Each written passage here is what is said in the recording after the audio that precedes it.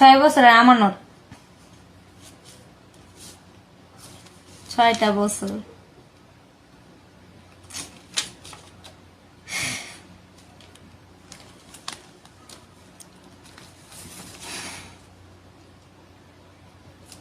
বিদেশ কেন আসলাম,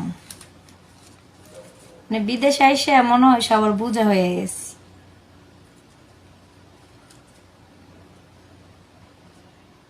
খাও বা না খাও, বাড়িতে ঠিকই টাকা পাঠাতে হবে।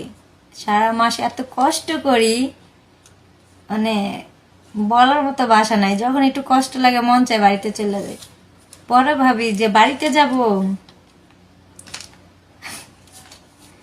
কারণ বাড়িতে গেলেও শান্তি নাই।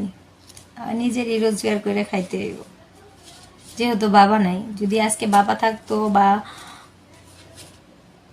বিয়ে শাদী হইতো, সংসার থাকতো, তাহলে হয়তো যে না বসে আছে, কিন্তু ফ্যামিলিতে বাবা নাই, শুধু আছে মা। মাটাকেও দেখতে হয়।